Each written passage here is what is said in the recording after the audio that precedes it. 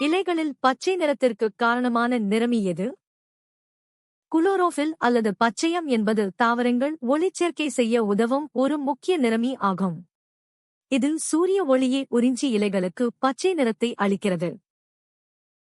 Carbon மற்றும் ஹைட்ரஜனை அடிப்படையாகக் கொண்ட கரிமச் சேர்மங்களின் பொதுப் பெயர் என்ன?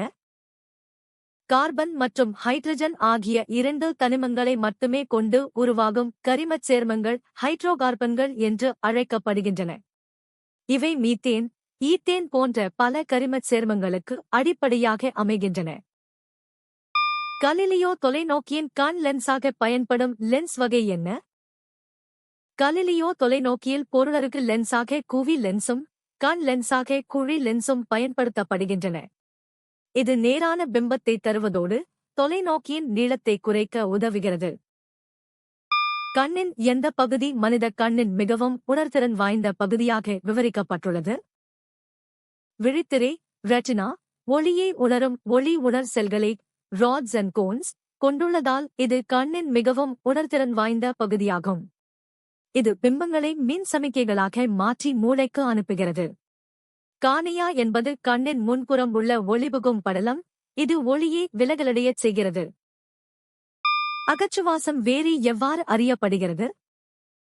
அகச்சுவாசம் என்பது செல்களுக்குள் குளுக்கோஸ் ஆக்சிஜனேற்றம் அடைந்து ஆற்றல் ATP வெளியாகும் நிகழ்வாகும்.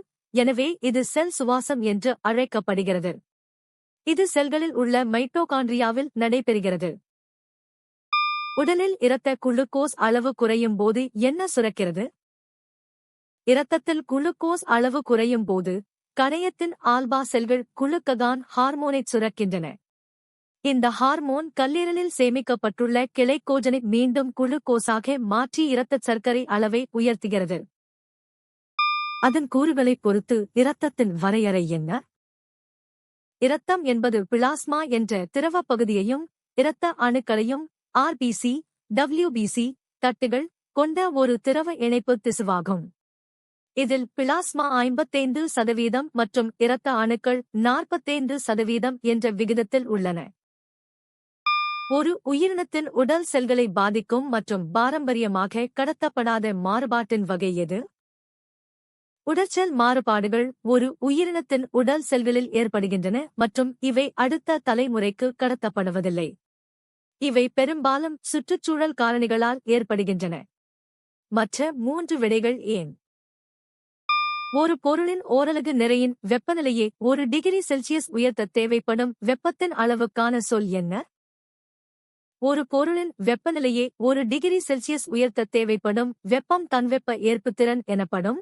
இதன் சி அலகு J/kg ஆகும். நீரை சூடாக்கி நீராவியாக மாற்றும்போது நீர் மூலக்கூறுகளுக்கு இடையிலான ஈர்ப்பு விசைக்கு என்ன நடக்கும்?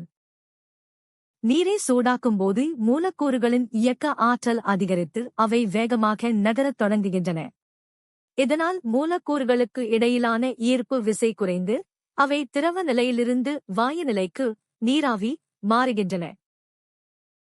எந்த உண்மை உங்களை வியக்க வைத்தது? கீழே கமெண்ட் செய்யுங்கள். தினமும் புதிய தகவல்களுக்கு சந்தா செலுத்துங்கள்.